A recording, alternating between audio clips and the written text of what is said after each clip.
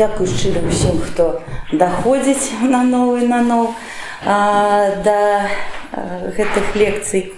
На першай лекцыі мы размаўлялі пра палітыку маладняка, на другой пра паэтыку.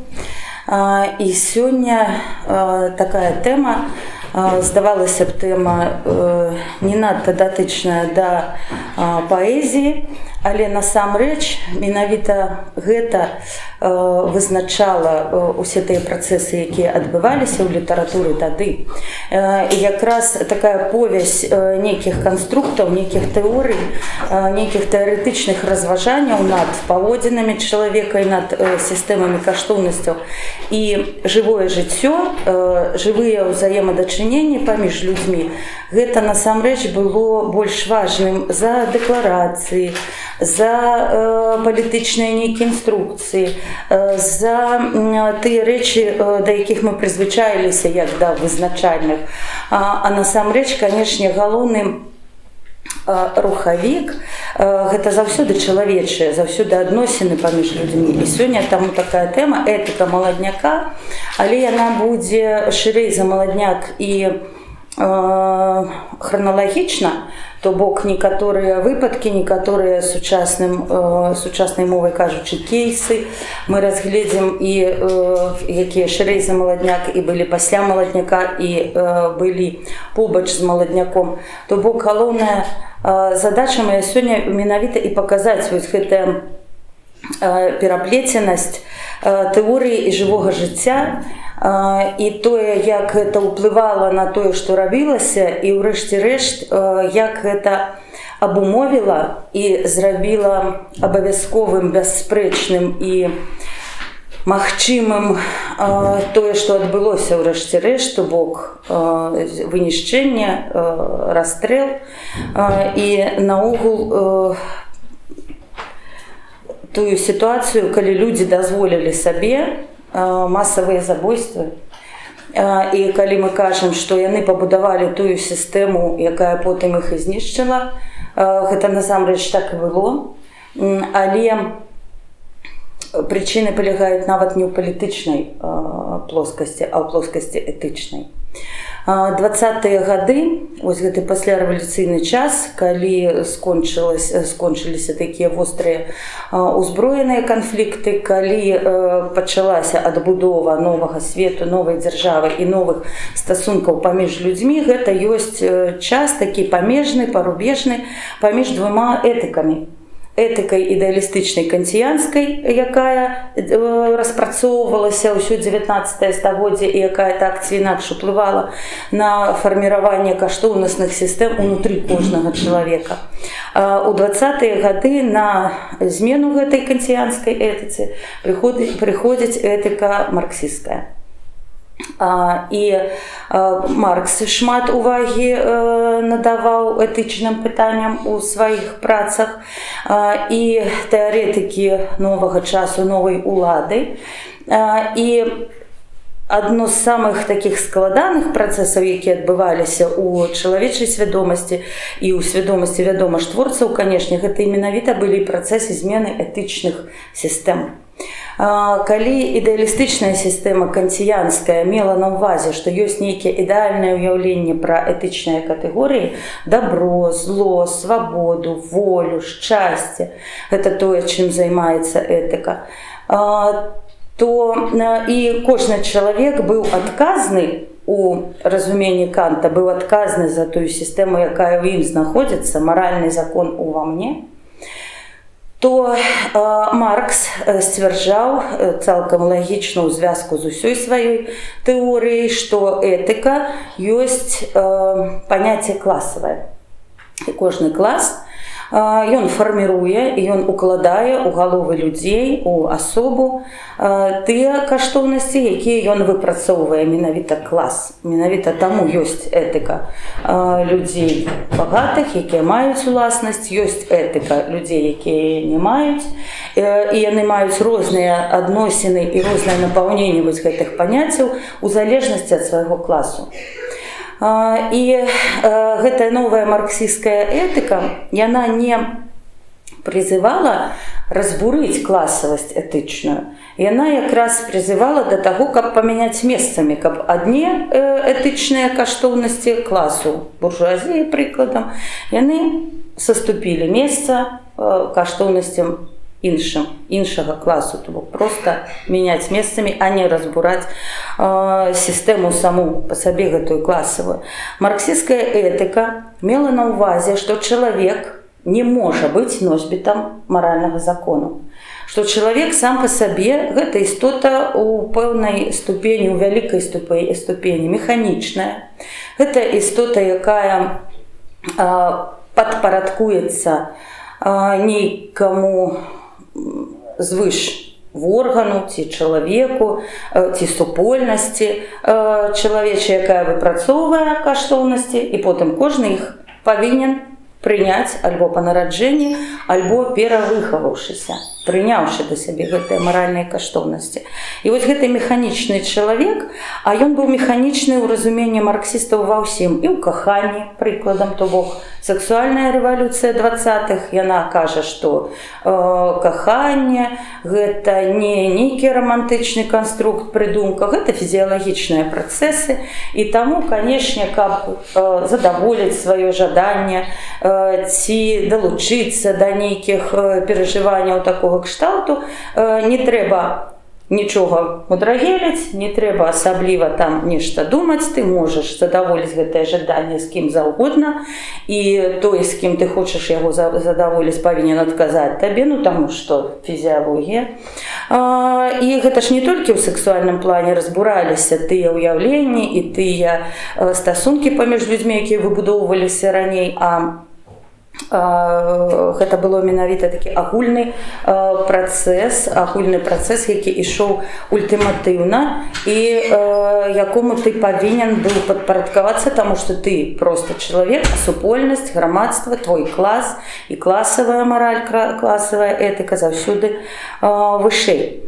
Марксісцкая этыка таксама мела на ўвазе, што калі ты належыш да пэўнага класа, калі ты належыш да пэўнай супольнасці, то твой абавязак прыняць гэтыя каштоўнасці як свой унутраны імператыў. Не выхоўваць у сабе гэтыя імператывы, не гадаваць іх так, як ты лічыш патрэбным у нейкім звязку са сваімі ўяўленнямі пра тое, што ёсць добром, злом і гэтак далей. А ты павінен узяць тое, што выпрацаваў твой клас, тое, што выпрацаваў той кіруючы орган, які бярэ на сабе адказнасць за гісторыю, за твой клас і за твае каштоўнасці. І якраз твой унутраны рост твой як асобы, ён і заключаецца ў тым, каб ты прыняў гэтыя каштоўнасці чужыя для цябе як свае і зрабіў іх сваім унутраным памкненнем, сваёй унутранай мэтай. Адкуль бяруцца ўсе гэтыя выхаваўчыя установы, лагер, адкуль бярэцца Беламор-канал, адкуль бярэцца наогул вось гэты дыскурс пра тое, што некага трэба перавыхаваць, што ты не павінен дазваляць сабе ухіляцца ад гэтай лініі. Менавіта з гэтага ўсведамлення, што чалавек павінен узяць гэтыя знешнія маральныя каштоўнасці і не проста ім адпавядаць, ну вось так, знешне, а зрабіць іх сваім унутраным. І трэба сказаць, што амаль усе удзельнікі такіх публічных працэсаў, яны гэты марксісцкі імператыў, гэтую установку прынялі як сапраўдную. І шмат для каго вось гэты працэс перавыхавання свайго, адмовы ад ранейшых каштоўнасцяў, прыняцце чужых каштоўнасцяў як сваіх, яны шчыра абсалютна імкнуліся гэта зрабіць, імкнуліся гэтага дабіцца. І трэба было пражыць жыццё, каб зразумець, наколькі гэта пачварна і наколькі гэта проста немагчыма. І недарэмна зусім у пратаколах допытаў не 37-го года, а яшчэ 30-го, калі гэтыя паказанні даваліся не пад катаваннямі, а калі яны пісаліся ў даволі спакойнай абстаноўцы, у камеры, з паперай, з ручкай, сваёй рукой, а не следчымі, у гэтых паказаннях прарываецца раз-пораз шмат. У каго такая фраза «я чалавек не каменны», «я чалавек жывы». Пра гэта піша Дубоўка, пра гэта піша Бабарэка ў сваіх паказаннях. Гэта тое, што мы можам прачытаць, тое, што сёння ўжо апублікавана. То бок яны і самі адчувалі, што гэты марксісцкі імператыў пра прыняцце чужых установак як сваіх, ён немагчымы для жывога чалавека, але яны шчыра імкнуліся гэта рабіць. Доўг па думцы Маркса і па думцы тэарэтыкаў, якія працягвалі этычны накірунак Маркса, доўг ёсць свабоднае усведамленне, але гэта доўг. Ты павінен быць такім, якім ты павінен быць. Але гэта твая свабода і ёсць. Твая свабода не ў тым, каб быць такім, які ты нарадзіўся ці расцеш, а твая свабода менавіта ў тым, каб прыняць чужыя каштоўнасці і зрабіць іх сваімі.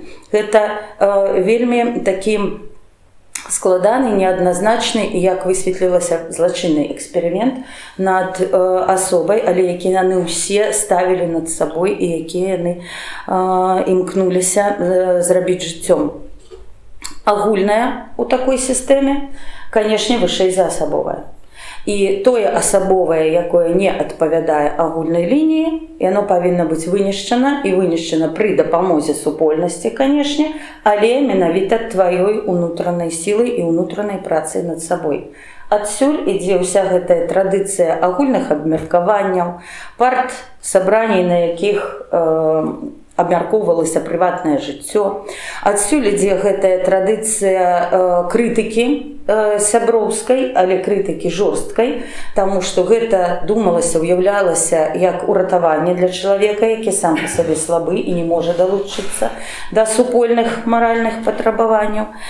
То бок гэта ўсё, як сказаў адзін з бальшавікоў у Бутырцы, калі это ўспамінае Яўхім Кіпель, калі яны былі чакалі этапу свайго ў Бутырцы, усе беларусы, асуджаныя па працэсе СВБ, Саюз вызвалення Беларусі, Кіпель узгадвае, што яны там сустрэліся са старымі бальшавікамі, якія таксама былі асуджаныя, таксама чакалі сваіх этапаў, і шмат хто задаваў ім пытанні, што яны робяць, што яны робяць, яны ж не дзеля гэтага рабілі рэвалюцыю. І на што адзін з бальшавікоў, Богданаў, ён першы паплечнік Леніна, ён яшчэ разам з ім распачынаў всю гэтую справу, і ён там у Бутырцы ім сказаў: не, вы просто не разумееце, яны робяць усё тое, што яны і планавалі, усё тое, што і думалася. Усе гэтыя турмы, усе гэтыя выключэнні з партыі, чысткі, усе гэтыя працэсы — гэта абсалютна свядомае следаванне, наследаванне ідэяў марксісцкіх. Таму што інакш у іх не атрымлівалася поставить человека у такую абсолютную жорсткую залежнасць ад той супольнасці, якая у дадзены момант, у дадзены гістарычны час нарэшце атрымала перамогу. Маральныя імператывы класа пры гэтым, канешне, важней за маральныя імператывы асобы і за ўсе ідэалістычныя меркаванні, якія могуць быць у гэтай асобе.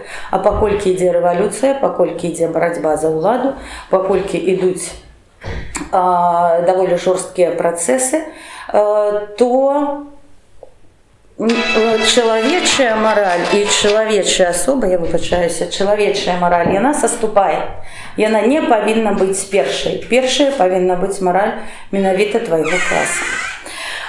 І нормы новай маралі, якая выпрацоўвалася ў ваенны час, у рэвалюцыйны час, нормы гэтай маралі казалі, што чалавек не вырашае, вырашае клас. Кантроль грамадскасці — гэта галоўнае, што павінна асоба мець над сабой, каб быць этычнай. Этыкі агульнай, аб'ектыўнай не існуе, існуе мэтазгоднасць, мэтазгодная этыка. То бок тое, што мэтазгодна для рэвалюцыі, тое, што дае ўладу, тое, што дапамагае перамагчы гэтую ўладу атрымаць, гэта і ёсць этычным. Тыя людзі, якія распрацоўвалі гэтую сістэму новай рэвалюцыйнай пралетарскай этыкі, і тыя людзі, якіх чыталі маладнякоўцы, гэта мы можам сцвярджаць таму, што яны дыскутуюць, выкарыстоўваючы цытаты гэтых людзей, яны маюць у бібліятэках кніжкі гэтых людзей. Гэта найперш Луначарскі і Калантай.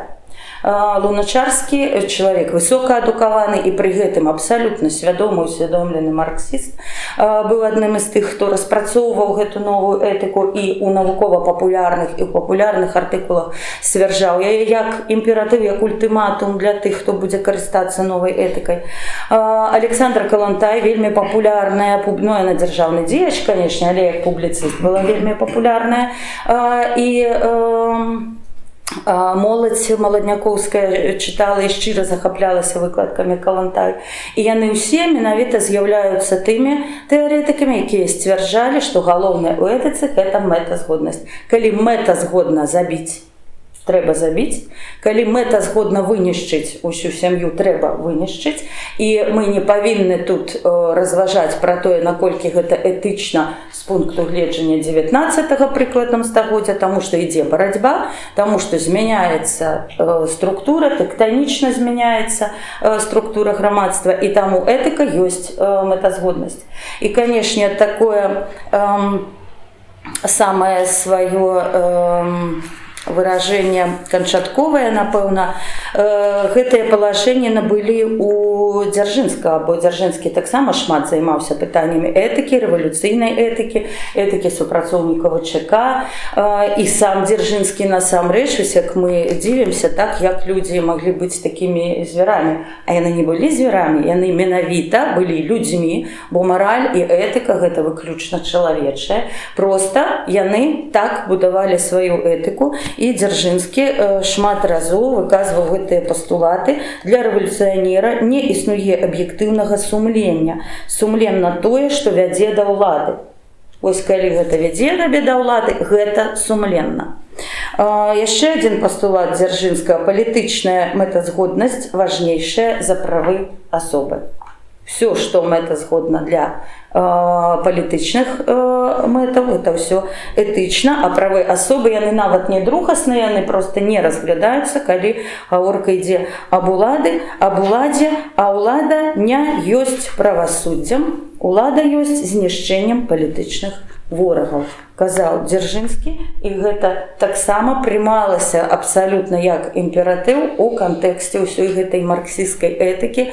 Будавалі яе людзі адукаваныя, структураваныя, людзі, якія мелі вялікі досвед напісання навуковых працаў, пераканаўчых навуковых працаў, мелі досвед публічных дыспутаў і дыскусій. І таму даволі цяжка было, асабліва калі ты малады паэт і калі ты ўзрастаеш у гэтым кантэксце, і калі ты вітаеш новую этыку і новую мараль, даволі цяжка было з гэтым спрачацца ўнутры сябе. І у звязку з гэтым няшмат насамрэч твораў былі створаны маладнякоўцамі і пасля маладняку, якія б аспрэчвалі гэтую тэзу, таму што гэта было вельмі складана вярнуцца да той этыкі, бо і ідэалістычная этыка кантіянская, яна выглядала як этыка, якая сябе скампраметавала цалкам, бо менавіта гэтыя этычныя устаноўкі працавалі тады, калі было прыгонніцкае права, калі людзі былі цалкам паражаны ў сваіх правах, так, ну, усе ж памяталі яшчэ гэта ў 17 годзе. І таму, канешне, Маркс шчыра ўспрымаўся як аднаўленне, як магчымасць перамагчы нейкія папярэднія устаноўкі, якія не давалі шчасця людзям. І таму, канешне, было вельмі складана спрачацца з гэтай плынню ўнутры сябе, асабліва складана было спрачацца з гэтым у мастацкіх творах. І я хацела зачытаць верш не маладнякоўскага часу, 28 год, то бок Алесь Дудар ужо не маладняковец, але у вершы гэтым, канешне, усе гэтыя разважанні, пакутлівыя разважанні над новай этыкай, над новай пастаноўкай гэтых пытанняў чалавечых, над мэтазгоднасцю як галоўным крытэрам сумлення, добра, разумення таго, што ёсць чалавечай свабодай і воляй. Гэта, з вершаў, напэўна, адзін з самых такіх моцных, які ставіць гэтае галоўнае этычнае пытанне і які даказвае нам, што яны над імі думалі. Яны спрабавалі неяк выкараскацца з гэтых супярэчнасцяў, калі стала заўважна, што новая этыка марксісцкая, яна забівае ў чалавеке чалавека і пакідае толькі вось гэтую механіку. Гэты верш называецца «Хрушчы», ён быў надрукаваны ў 28 годзе, больш не друкаваўся і перавыдадзены вось толькі ў 17-м. Гучыць так: «Хрушчы. Май за вокнамі гэтакі самы, поўны сонца, вясны і паэм. Пераліўнымі галасамі кветка кветцы вяснянкі пяе. Шэры вечар устае панад садам, рой хрушчоў каля слівы бубніць. У іх гудзенні ўчарайшая праўда, у іх гудзенні прайшоўшыя дні. Так, здаецца, даўно ўжо мінула, а ўспамінаў не перамагчы. Як хрушчы, там гудзелі кулі, і як кулі гудзелі хрушчы. Гэткім самым вось змрокам малочным ад заставы яе прывялі. Гнеў, нянавісць і чорныя вочы і бязлітаснасць гэтых хвілін. Ды не чорныя вочы, другія, як крыло маладога хрушча. Толькі б глянуць у іх, ды загінуць, ці жыццё по-другому пачаць, а за вокнамі майская радасць. Абшукалі, аб чым гаманіць, пазнаходзілі пляны, загады, падцянулі на стрэльбах рамні, павялі. Тыя дні без малітвы, у кіпенні няспыннай хады, мы вялі паміж ямаў і рыцвен рэвалюцыю ў тыя гады. Я стаяў і напружана слухаў. Сад чароўны трымцеў цішынёй. Раптам хрушч прагудзеў над вухам, ды як куля упаў на вакно. Я глядзеў, дзіваваўся моўчкі, ён разгортваць крыллі пачаў. Выстрал, крык. Дзесьці згаслі вочы, як крыло маладога хрушча. З перамогай прыйшла і слава. Дык ці можна ахвяр шкадаваць? Кожны з нас быў гатоў для справы, сэрца ўласнае ахвяраваць. Толькі вочы адны мільганулі, у іх нянавісці ручаі. Як хрушчы, там гудзелі кулі, і як кулі гудзелі хрушчы. Гэта, напэўна, адзіны верш пасярод гэтага агульнага запалу па перакоўцы, па перавыхаванні, па усведамленні сябе як мэтазгоднай сілы, якая можа забіваць, мае права забіваць, дык ці можна ахвяр шкадаваць. Гэта, напэўна, адзіны верш, дзе гэта пытанне наогул паўстае. Ці можна шкадаваць ахвяр? І насамрэч, гэта, напэўна, былі галоўныя пытанні, над якімі яны тады разважалі, бо калі этыка марксісцкая перамагла і стала галоўным этычным канструктам таго часу, яны першымі пабачылі, што гэта чамусьці правакуе не агульнае чалавечае шчасце, а масавыя злачынствы. Але разабрацца ва ўсім гэтым, сфармуляваць, паставіць гэтае пытанне і знайсці на іх адказы было вельмі складана, бо этычныя пытанні пераглядаліся паўсюль і на звычайным бытавым узроўні, і на высокім узроўні, на ўзроўні высокіх анталагічных такіх пытанняў пра дабро і зло, ці свабоду і волю. І у этычным плане ідзе вялікая дыскусія ўнутры кожнага чалавека, ўнутры супольнасцяў пра тое, як сябе цяпер паводзіць людзям і на пабытовым узроўні, і на ўзроўні творчым. Новыя маральныя нормы прадугледжвалі, па-першае, пагарда правамі уласнасці. Так, то бок уласнасць любая, уласнасць над матэрыяльнымі каштоўнасцямі, уласнасць над іншым чалавекам у сэнсе шлюбу ці кахання, уласнасць як маёмасць, гэта ўсё пераглядаецца і насуперак папярэднім часам, насуперак тым установкам, якія яшчэ былі жывыя, канешне, у людзей старэйшага пакалення. Уласнасцю трэба было пагарджаць, гэта трэба было прымаць. як усё, што тады дыктавалася. І гэта вельмі такая вялікая спрэчка, але спрэчка дастаткова вясёлая, пакуль не пачалася калектывізацыя, адмаўлення ад усякай уласнасці, ад усяго, што цябе прывязвае да матэрыяльных каштоўнасцяў.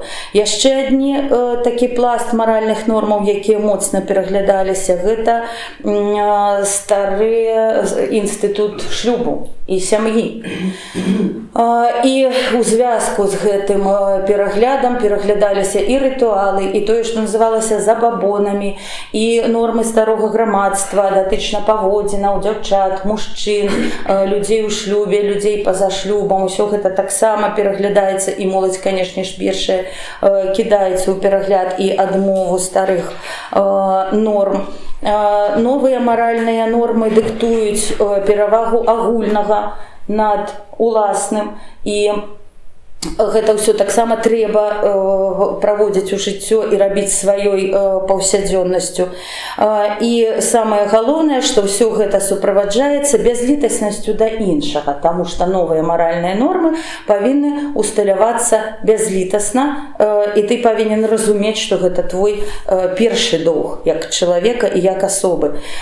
І ў адным з пратаколаў з паседжання нейкай губернскай камісіі, яшчэ губернскай, пакуль не быў адміністратыўна не рэфармавалася краіна, але этычна яна ўжо шла далей, сустрэўся мне такі пастулат, які вельмі добра фармулюе такую агульную установку. Усе нашы перамогі абумоўлены пэўнай лініяй паводзінаў, надзвычайнай прамалінейнасцю і бязлітаснасцю. Гэта было агульнае усведамленне, што перавыхаванне, змена каштоўнасцяў павінна быць цалкам бязлітаснай і жорсткай. Безумоўна, ўсё гэта адлюстроўваецца ў творах маладнякоўцаў, так як яны гэта могуць адлюстраваць. І, напэўна, самыя галоўныя тэксты і галоўныя імёны тых, хто звяртаўся да гэтых праблем і спрабаваў іх хаця б прааналізаваць, не адлюстраваць, не паказаць, як новая мараль працуе, а паказаць менавіта, як ідзе гэтая змена, як ідзе перагляд і адмова ад старых установак. Гэта найперш, канешне, Зарэцкі. Гэта наогул справа празаікаў, бо гэта былі маштабныя працэсы, і яны патрабавалі рэфлексіі, асэнсавання, яны патрабавалі такога шырокага эпічнага паказу. І найперш гэта, канешне, Зарэцкі, і я магу назваць 3 апавяданні, якія прысвечаны менавіта этычным пытанням новага часу. Гэта Мар'я, На маладое і Кветка пажоўклая. Мар'я і На маладое гэта найперш спроба прааналізаваць, як і чаму павінны змяніцца тое, што Зарэцкі сам у гэтых апавяданнях называе забабонамі. Адносіны да чалавека і уласнасці чалавека над чалавекам у нейкіх старых інстытутах шлюба. А Кветка пажоўклая гэта апавяданне, якое якраз ставіць тое ж пытанне, якое ставіць Дудар у вершы Хрушчы. Дык ці можна ахвяр шкадаваць? Гераіня гэта апавядання вымушана падпісаць загад на расстрэл роднага брата. І потым яна проста не спраўляецца з гэтым сваім маральным выбарам і вымушана забіць сябе, таму што жыць далей з тым, што яна зрабіла, яна не можа. І Зарэцкі, апавядальнік Зарэцка, той, хто распавядае гэтую гісторыю, ён нібыта шкадуе гераіню за тое, што яна так і не здолела адмовіцца ад маралі сваёй індывідуальнай чалавечай і не здолела ўспрыняць як імператыў новую мараль. Нельга шкадаваць ворага, бо гэта не мэтазгодна, бо гэта не дае магчымасці часу змяніцца. Зарэцкі, канешне, адзін з такіх адзін з тых, хто гэтае пытанне рубам ставіць, менавіта этычныя. Кузьма Чорны ў рамане «Сястра» шмат пераглядае шмат рэфлексуе менавіта таксама над тымі этычнымі пытаннямі, адносінамі паміж людзьмі, паміж сабой, як яны цяпер павінны будавацца і ад якіх можна адмовіцца каштоўнасцяў, а адмова ад якіх каштоўнасцяў разбурае асобу. І таксама раман «Сестра» быў не вельмі пажаданым, таму што разбурэнне асобы дзеля новых каштоўнасцяў гэта і было правільна. Гэта і было тое, што павінна было рабіцца. Для Кузьмы Чорнага гэта працэс дэструктыўны. І ў рамане «Сестра» шмат пярэгукаў з літаратурным жыццём таго часу. У рамане «Сестра» ўсе гэтыя пытанні ставяцца. Дубоўка у паэме «Кругі», адна з найлепшых паэм Дубоўкі. У гэтай паэме змяшчаецца ліст дзяўчыны, якая нібыта напісала да паэта Наста Нарутавічанка. Яна піша яму ліст, якраз у якіх ставіць этычныя пытанні, што этычна для паэта, для пісьменніка, ці можа ён адлюстроўваць усе ўнутраныя пакуты, якія ў яго ёсць этычныя, ці ён павінен, прыкладам, фармуляваць новую этыку і ісці за ёй. І Дубоўка пераплятае гэты ліст Нарутавічанкі з сваімі разважаннямі, з народнай казкай пра мелавіцу, і ён пытаецца менавіта звесці ў адно тое, што ў чалавеку ёсць, і тое, што чалавек павінен зараз рабіць, і ці гэта магчыма наогул, і ці гэта сапраўды вядзе да шчасця асобы. Язэп Пушча у сваіх позніх творах, у лістах да сабакі, далучаецца да гэтага дыскурсу такога завочнага, да гэтай рэфлексіі над новымі этычнымі нормамі, і ён спрабуе высветліць, ці сапраўды палітычнае літаратурнае жыццё сучаснае, пабудаванае на марксісцкай этыцы, ці сапраўды яно больш чалавечнае, чым тое, што было раней. І Паўлюк Трус у 10-м падмурку, там, канешне, філасофіі і рэфлексіі крыху меней, бо Паўлюк Трус быў іншым па прыродзе сваім паэтам, але шмат там таксама вось гэтых пытанняў, якія ставіць перад сабой Трус і які ён спрабуе вырашыць. І гэтыя ўсе рэфлексіі, гэтыя ўсе разважанні менавіта над этычнымі пытаннямі, яны былі вельмі вострымі. Вельмі вострымі, параджалі вострыя публічныя дыскусіі і параджалі шмат такіх кейсаў, зноў жа сучаснай мовай кажучы, якія шырока абмяркоўваліся. Менавіта таксама таму, што шырокае абмеркаванне і выпрацоўка нейкіх супольных рашэнняў, яны былі таксама ў кантэксце вось гэтага марксісцкага падыходу да этыкі. Шмат якіх выпадкаў этычных і неэтычных, якія здараліся, якія станавіліся публічнымі, якія станавіліся агульнымі такімі выбухамі, былі скандальнымі і абмяркоўваліся шырока і ў прэсе, і ў групах, сталі такімі кантрапунктамі, асноўнымі момантамі, калі менавіта чалавечая этыка паводзінаў, ужо пабытовая, паўсядзённая, фармулявалася і станавілася нейкімі імператыўнымі правіламі, якія трэба было выконваць. І гэта вельмі чалавечае, усе гэтыя скандалы, яны якраз і завязаны на тым, што чалавек ёсць чалавек, а этыка ёсць этыка, а марксісцкая этыка гэта яшчэ адзін канструкт, які трэба улічваць. І я хачу зараз агучыць усе гэтыя, не ўсе, а галоўныя скандалы часоў маладняка і крышачку пазней маладняка, якія менавіта ставілі перад людзьмі пытанне этыкі паўсядзённай. Адзін з першых скандалаў тычыўся паводзінаў у групе, у маладняку, у супольнасці літаратурнай. Менавіта з яго пачаўся вось гэты разыход, які скончыўся адыходам узвышша. У снежні 25-го года у маладняку абмяркоўваўся зборнік «Крэда» Дубоўкі. Абмеркаванні тады заўсёды былі жорсткімі, заўсёды, чым яны былі жарчэй, гарачэй і злей, тым яны лічыліся лепей. То бок, хваліць адзін аднаго, казаць, які ты малайчынка, гэта лічылася неправільным, таму што гэта ісці на нейкія сяброўскія стасункі, сяброўскія адносіны, гэта ўсё не па-марксістку. Па-марксістку это выпрацаваць этыку супольнасці і навязаць астатнім як ультиматум. І вось адбываецца абмеркаванне зборніка крэда, абмеркаванне вельмі жорсткае, супольнае абавязкова, увесь маладняк заўсёды прысутнічаў на такіх абмеркаваннях, это не толькі Дубоўкі тычылася. І праз некалькі дзён у Савецкай Беларусі з'яўляецца справаздача пра гэтае абмеркаванне, справаздача падпісаная крыптонімам, а не іменем таго чалавека, які быў на гэтым абмеркаванні, падпісаная літарамі Я-Ч. Літары не адпавядаюць ініцыялам ніводнага з паэтаў, то бок гэта ананімны такі выбрык. І прыводзіцца ў гэтым артыкуле выключна заўвагі, выключна жорсткая крытыка.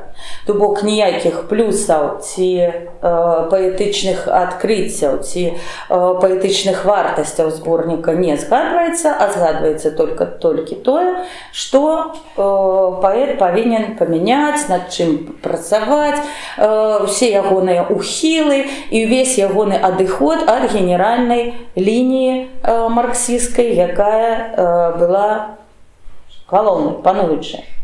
І этычныя пытанні паўстаюць адразу. Ці этычна, а на абмеркаванні гучала рознае, на абмеркаванні гучалі і вартасці, гучалі і недахопы, якія заўважылі сябры, прыкладам, выносяцца толькі недахопы, ці этычна не ўказваць вартасці. Па-другое, ці этычна, калі гутарка ідзе пра адкрытае сяброўскае абмеркаванне і выпрацоўку супольнай думкі, ці этычна падпісвацца крыптонімам, ці этычна рабіць гэта ананімна. Потым ці этычна, прыкладам, выкладаць у прэсу абмеркаванне зборніка Дубоўкі, але не выкладаць абмеркаванне ўсіх іншых зборнікаў, якія таксама абмяркоўваліся.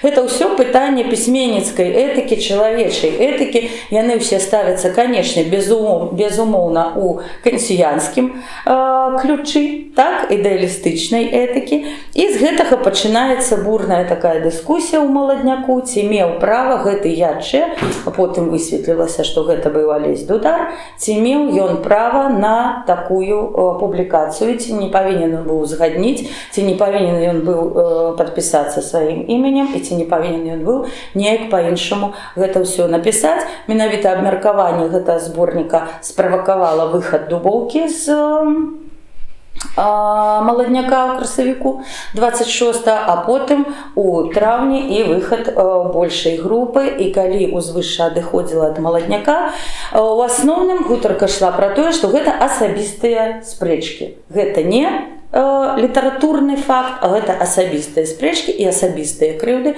якія якраз і былі справакаваныя вось гэтым скандалам са зборнікам крэда.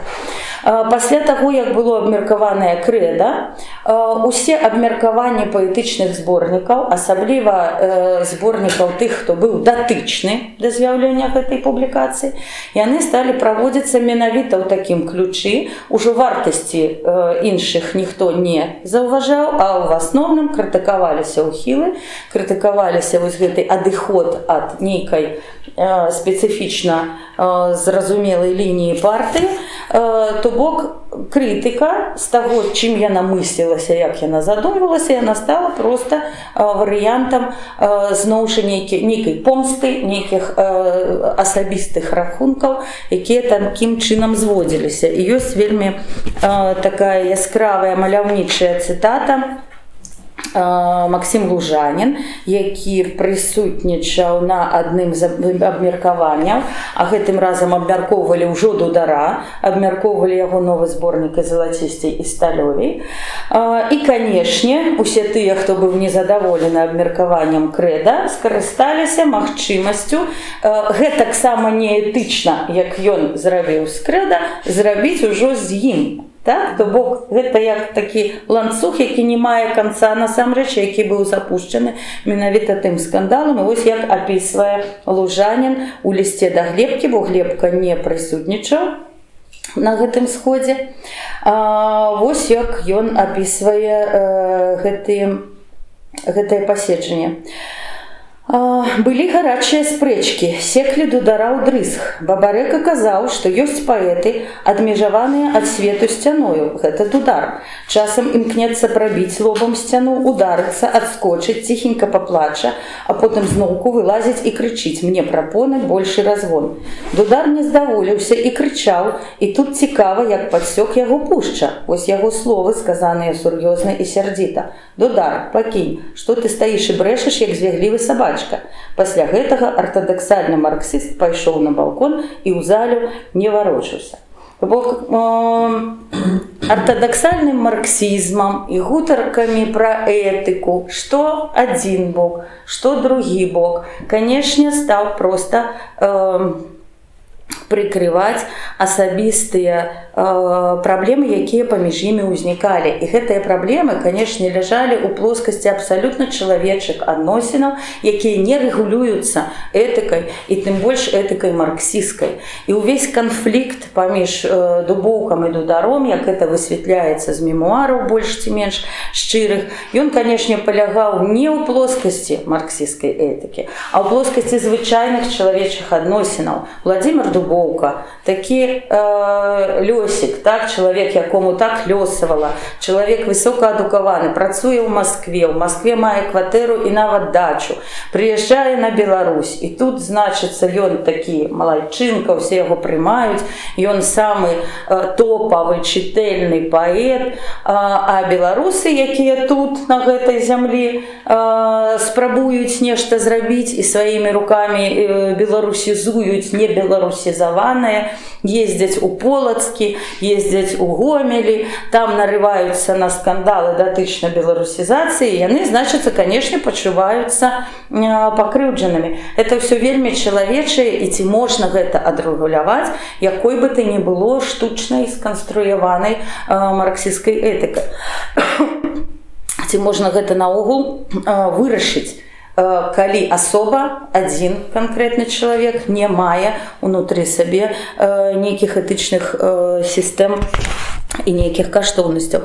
І гэтая менавіта спачатку асабістае непрыманне, комплекс асабістых адносінаў урэшце рэшт рухалі наперад літаратурны працэс, таму што дзякуючы гэтаму адышло ўзвышша і стала займацца пытаннямі мастацкімі на значна вышэйшым узроўні. Так гэта ўсё спляталася. Яшчэ адзін такі чалавечы літаратурны скандал, які шырока абмяркоўваўся, гэта быў скандал на адным з юбілеяў Купалы, юбілей творчай ягонай дзейнасці.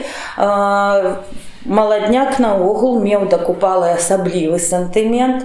Купала быў для іх старэйшым таварышам, настаўнікам, ён быў чалавекам бясспрэчнага аўтарытэту, а Колас побач з ім гэта быў якраз такі той паэт, да якога маладняк меў прэтэнзіі і ніколі не спыняўся, каб іх не выказаць. Прыкладам, калі Дудар характарызуе полацкую філію, дае характарыстыку ўсіх людзей, якіх ён туды набраў, такі галоўны аргумент супраць новага сябра маладняка: надта шануе коласаў усякіх. То бок, хто надта шануе коласаў усякіх, той, значыцца, ўжо неяк ніжэй, чым тыя, хто шануе Купалу. І калі было такое вялікае паседжанне ў вялікай зале і шанавалі Купалу, і калі выступіў маладняк, маладняк вынес Купале ў падарунак зборнік «Маладняк Янку Купалу», і ў гэтым зборніку сярод іншых тэкстаў, і паэтычных, і празаічных, і публіцыстычных, быў тэкст, у якім рабіўся проста асабовы закід да Коласа, што вы, значыцца, дзядзька Янка зусім не тое, што іншыя, якія панапісваюць нейкіх паэмаў дзеяслоўнымі рыфмамі і потым чамусьці лічаць сабе нацыянальнымі прарокамі і геніямі. І Колас абураўся, публічна абураўся, што Купала, які прыняў гэты зборнік, які ведаў ягоны змест і які ведаў пра існаванне гэтага артыкулу, ён зрабіў неэтычна. То бок этычна з ягонага боку было б не прыняць гэты зборнік ці неяк пазначыць сваё стаўленне, але Купала ў гэты момант лічыў, што этыка патрабуе іншых паводзінаў, падтрымкі моладзі і такого нейкай разумення іх пазіцыі і іх гэтага супраціву традыцыям старэйшых. Яшчэ адзін такі скандал, які ставіў этычныя пытанні, менавіта паўсядзённыя адносінаў паміж людзьмі, гэта быў славуты скандал з Янкам Відуком, якога мы ведаем як Ян Скрыган цяпер. Пачынаў ён як Янка Відук. Аднойчы Відук даслаў у маладняк са сваіх расонаў, дзе ён на той момант быў, даслаў паштоўку. То бок паштоўка, яна ідзе без канверта, гэта ўсё чытае пошта, канешне, гэта ўсё чытаюць усе, хто толькі можна. І вось маладняковец з расон ішле ў цэнтральнае бюро маладняка паштоўку, на якой найперш кідаецца ў вочы такія галапузыя чалавечкі намаляваныя з усімі уласцівымі чалавечкам, значыцца, дэталямі знешняга выгляду. І напісаны такі тэкст. Здарова, дудары зарэцкія дубоўкі і розныя там шмэндрыкі.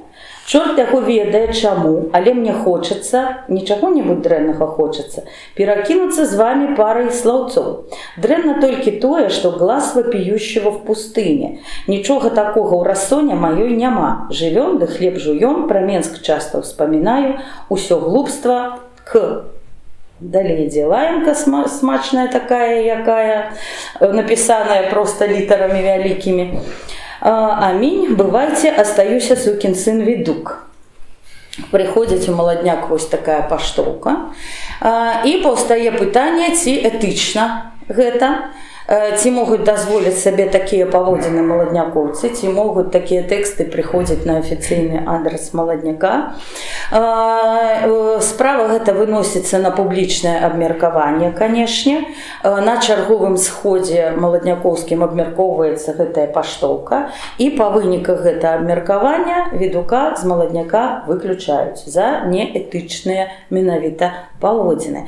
То бок ось ідзе выпрацоўка ось таго, што этычна, што неэтычна, як ты павінен сабе паводзіць, то бок усё ж такі яны ставяць сваю супольнасць у нейкія пэўныя межы, і колькі потым Відук не выбачаўся, колькі ён не пісаў лістоў, а яшчэ 2 лісты захоўваецца Відука ў архіве маладняка, калі ён пытаўся неяк улагодзіць гэтую сітуацыю, выбачыцца, патлумачыць і аднавіцца ў маладняку, гэта яму не ўдалося, то бок па этычных пытаннях ён быў выключаны з арганізацыі. І гэта было не адзінае выключэнне з пункту гледжання менавіта этыкі. Было яшчэ адно. Гэта тычылася таго часу, калі маладняк рэфармаваўся, калі адышло ўзвышша ад маладняка і калі арганізоўвалася Менская філія як асобная частка. І ў Менскай філіі з'яўляліся тады ўжо аплатныя пасады, людзі атрымлівалі грошы за тое, што кіруюць філіяй. Паступова адыходзілі старыя кіраўнікі, Чарот, Зарэцкі, ім ужо было не так цікава. Выходзілі моладзь, Кляшторны, Бобрык, Туміловіч, Маракоў, і яны пачалі патрабаваць да сябе нейкіх асаблівых адносінаў, пачалі патрабаваць падвышэння ганарараў, пачалі патрабаваць нейкіх іншых чэргаў у эфірах, таму што ў эфірах звычайна першымі ішоў якраз Чарот, Зарэцкі і Дудар, а потым моладзь. Ну, а цяпер ужо моладзі хацелася ісці наперадзе. Гэта цалкам чалавечае, цалкам такое зразумелае ў пісьменніцкім асяроддзі. І вось як адрэагавалі ў маладняку, адрэагавалі на адным з паседжанняў на гэтую заяву, якую мінчане напісалі. Заява з'яўляецца вынікам той дэзарганізатарскай работы, якую пачалі сябры групы яшчэ раней. Яшчэ пры перавучоце было адзначана звярнуць увагу на выхаванне кляшторнага і Маракова. Зазнаўшыся, захапіўшыся сваімі талентамі, сябры гэтай групы неэтычна адзываліся аб іншых сябрах аб'яднання. Маракоў падняў скандал з-за таго, што не паставілі яму нумар білета ў першую дзясятку, а з нейкімі там калінінцамі з калінінскай філіі. Адсутнасць працы над сабою, паэта-чванства пачало ў некаторых выпадках межавацца з дэбошамі, не лічачыся абсалютна з інтарэсамі агульнага складу аб'яднання. Гэта група ставіць на першае месца свае асабовыя інтарэсы. Ні на водным сходзе не высоўвалася пытання аб недахопах у працы ЦБ. Яны ўтайкі праводзілі сваю работу, вербавалі падпісантаў. Іх настроі і работы з'яўляюцца шкоднымі для арганізацыі. За гэтым выключыць з аб'яднання маладняк, кляшторнага, звонака, Маракова, Туміловіча, Плавніка, бядуля трапіў у гэтую заваруху, Бобрыка, Каваля. Прычым даецца права кожнаму паасобку падаць заяву пытання па сутнасці, якое разбірае цэнтральнае бюро. Паглядзіце, як дзіўным чынам пераплетаецца вось гэта агульная тэорыя марксістская са звычайнымі пабытовымі з'явамі, са звычайнымі рэчамі, якія даволі зразумелыя ў пісьменніцкім асяродку. І важна зразумець, што гэтая тэорыя была цалкам успрынятая імі як кіраўніцтва да дзеяння, як інструкцыя, як такі парадак, у якім яны могуць, маюць права і павінны разглядаць нават такія чалавечыя канфлікты. І трэба заўважыць, што яны былі даволі паслядоўныя у гэтым, у тым, каб праводзіць у жыццё новую этыку і тлумачыць свае паводзіны, паводзіны іншых людзей менавіта тымі агульнымі пастулатамі, якія тады ўспрымаліся. Потым, канешне, аднавілі усіх, каго прынялі, хто хацеў, хто падаў заяву на аднаўленне, але вынікам гэтага скандалу сталася ўтварэнне літаратурна-мастацкай групы «Проблеск». То бок мы успрымаем гэта сёння як з'ява літаратурная, як імкненне да нейкай пярэстасці літаратурнага працэсу, а насамрэч у падмурку гэта ўсяго ляжалі, канешне, чалавечыя адносіны і чалавек, які заўсёды застаецца чалавекам, якім бы ён не быў. Шмат такіх больш мелкіх канфліктаў суправаджалі амаль усё жыццё маладняка і мянялі пісьменніцкую этыку. Вядомы такі факт, калі пачалі з'яўляцца рэцэнзіі ў перыяд дыскусіі маладняка і ўзвышша, калі ўжо стала зразумела, што ўсе крытычныя выпады, прыкладам Тодара Глубоцкага, то бок Алеся Дудара, супраць Уладзіміра Дубоўкі успрымаюцца ўжо несур'ёзна, таму што зразумела, што гэта нейкая групаўшчына і высвятлянне асабістых адносінаў, пачалі з'яўляцца крытычныя водгукі на творы Уладзіміра Дубоўкі, падпісаныя літарамі УЖ. Уже адзіны пісьменнік, які мог расшыфравацца такім чынам, гэта Уладзімір Жылка, які быў гэтым часам прыняты ўжо ва ўзвышша з рэкамендацыяй Дубоўкі. То бок, так гэта было пралічана ўсё і так прадумана, каб гэтая рэцэнзія ўспрымалася як рэцэнзія Жылкі, не камплементарная для Дубоўкі. Але ж таксама, нягледзячы на тое, што два бакі маладняка ўзвышша ў гэты час знаходзіліся ў стане смяротнай вайны і асабістай і літаратурнай, калі была зроблена публічная заўвага, што так нельга, гэта не этычна, гэтыя рэцэнзіі з'яўляцца перасталі. То бок, ось тое, што ў чалавеку ўнутры ёсць разуменне этыкі і не этыкі ідэалістычнае, яно, канешне, спрацоўвала яшчэ ў тыя часы, калі ішла дыскусія паміж маладняком і ўзвышшам. Акрамя літаратурных скандалаў, якія тычыліся ўзаемадачынення ўнутры літаратурнай групы, маладнякоўцы траплялі таксама і ў скандалы цалкам чалавечыя. І адзін з такіх скандалаў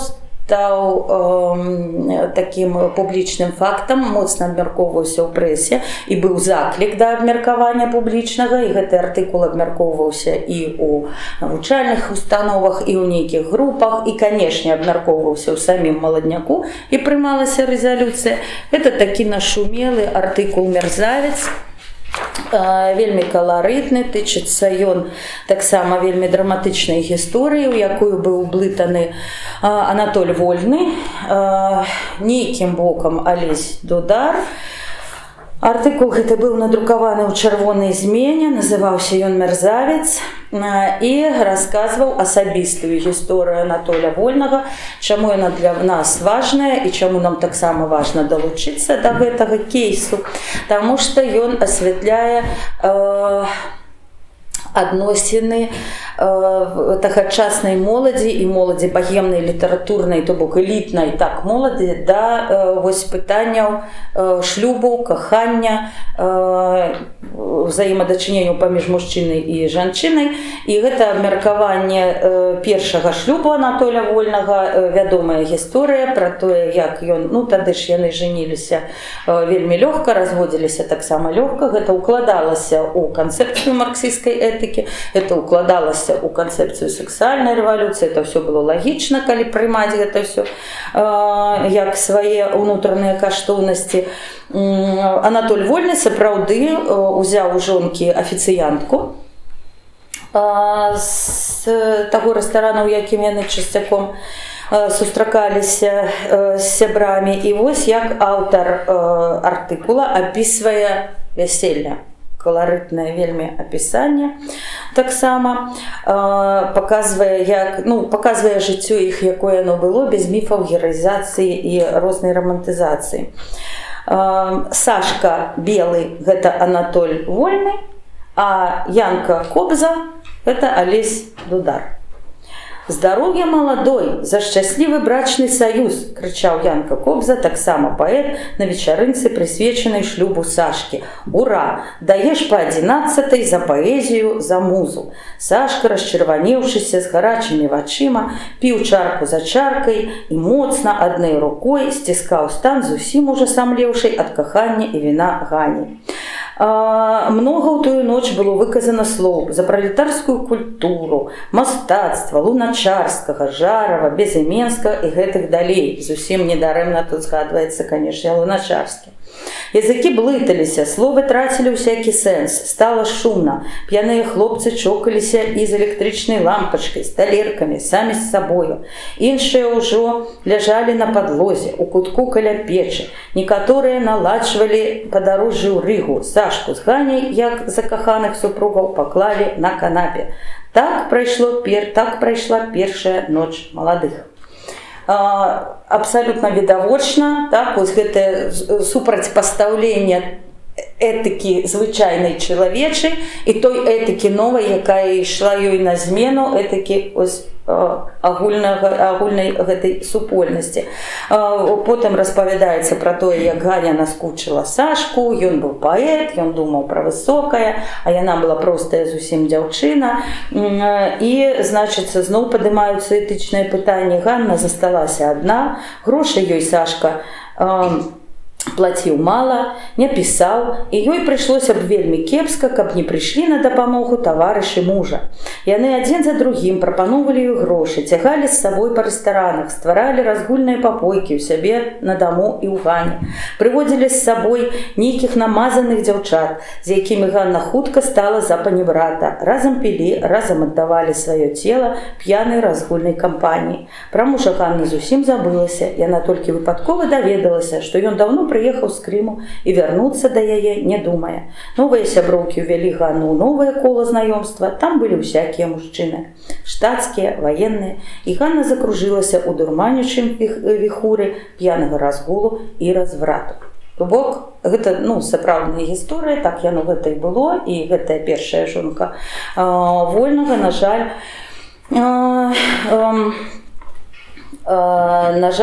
сапраўды у гэтым віхуры так і засталася. І закончваецца гэты артыкул так. такой замалёўкай. З рэстарану вывальваецца кампанія на веселье, відаць, як хістаюцца. Кампанія пераходзіць вуліцу і накіроўваецца міма Ганны. Заўважыўшы яе, адзін з іх крычыць: «А вось мадам, пойдзе з намі». Які знаёмы голас. Ганна падышла да кампаніі. Адзін узяў яе пад руку і заглянуў ёй у вочы. «Сашка, сволач, мерзавец, будь ты пракляты!» вырвалася ў Ганны, і яна забілася ў істэрычным плачы. «Што такое? У чым справа?» – зніякавела кампанія. «Нічога, калісьці жыў з ёю», – адказаў Сашка. «Пойдзем», і, наставіўшы каўнер, пайшоў. Праз пару гадзін Ганна ў асобным пакоі з маладым мужчынай, п'яная, плакала, упіўшыся зубамі ў скацерць, дадае аўтар гэтага артыкулу.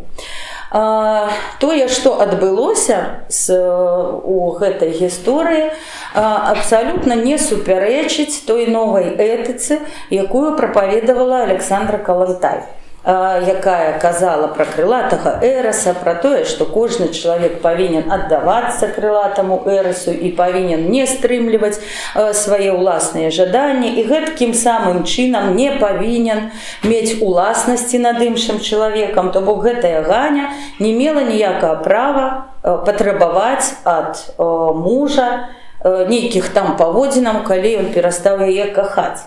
Так? То бок у новай этыцы паводзіны гэтыя цалкам былі апраўданыя і цалкам былі нармальныя.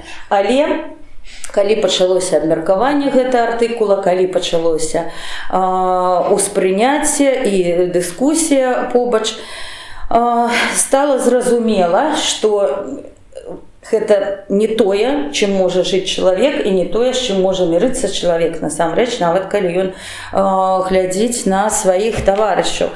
І ў маладняку было таксама цэлае абмеркаванне гэтага артыкулу. Гэта артыкул падпісаны Г. Смольны. Я не ведаю, ці гэта сапраўднае імя журналіста «Чырвонай змены», ці гэта псеўданім. Ну, я так павярхоўна спрабавала высветліць, але глыбока не капалася. Гэта яшчэ можна пабачыць. І вось на адным з паседжанняў маладняка слухалі аб артыкуле, змешчаным у «Чырвонай змене» пад назваю «Мерзавец».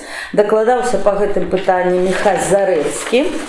І што ж яны пастанавілі? Ці яны асудзілі прыкладам Вольнага, ці яны неяк разабралі гэтую сітуацыю? Пастанавілі. Прачытаўшы артыкул, ЦБ лічыць патрэбным заявіць пратэст перад адпаведнымі установамі супраць кампраметацыі гэтым артыкулам групы паэтаў і пісьменнікаў, даручыўшы сакратарыяту выпрацаваць рэдакцыю пратэсту. То бок, мы не ведаем ўжо ў гэтыя часы, гэта ўжо канец 26-го года, хто бачыў пратаколы папярэднія 25-го года, 26-го, калі я прыносіла, яны сценаграфічныя, то бок там засценаграфіравана ўсе выступы, там ясна, хто што казаў, і выкрэслена там нешта непатрэбнае, а гэтыя пратаколы яны ўжо даволі такія сціплыя, тут ўжо проста по факце, мы не ведаем, як там рэагавалі на даклад Зарэцкай, ці абмяркоўвалі паводзіны Вольнага, але бачна, што маладняк пабачыў у гэтым артыкуле адно толькі кампраметацыю паэтаў і пісьменнікаў, а не нагоду для публічнай дыскусіі і для абмеркавання этычных праблем. Шмат гэтых такіх выпадкаў, бо будавалася новая сістэма адносінаў такіх прыватных, інтымных. Шмат такіх выпадкаў, канешне, было у сярэдзіне маладняка, было ў гэтым асяродку, і больш, канешне, пільнавалі старую этыку дзяўчаты, найперш, канешне, і шмат якія пытанні ставіліся этычныя дзяўчатамі перад супольнасцю, перад грамадствам, а ўсё тады выносілася на грамадскае абмеркаванне. І вядомыя такія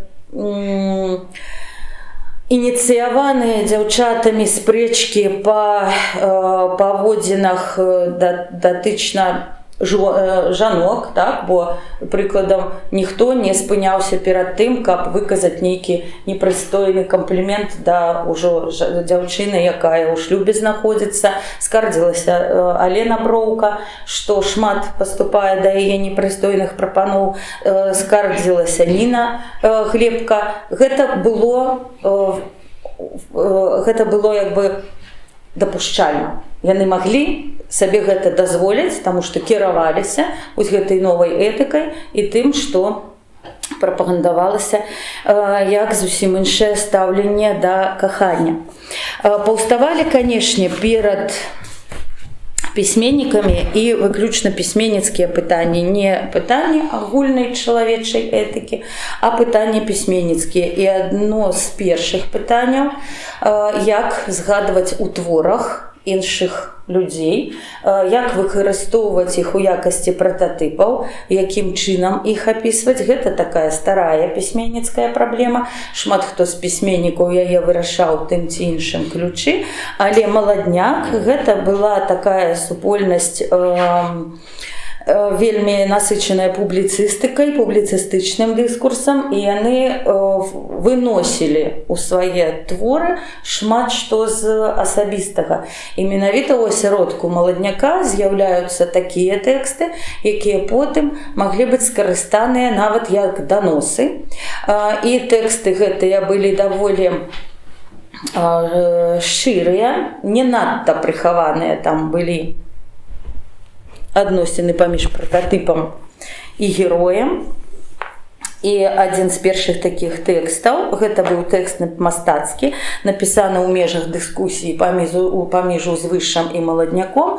Гэта было такое апавяданне «Вецер з усходу». Яно пісалася дударом з рознымі мэтамі. Ён там прайшоўся і па нацдэмаўскім дыскурсе, і па русіфікацыі, і па ўплыве расійскай культуры, але і па сваіх колішніх сябрах па маладняку, даўшы цалкам непрыстойныя з этычнага пункту гледжання іх партрэты.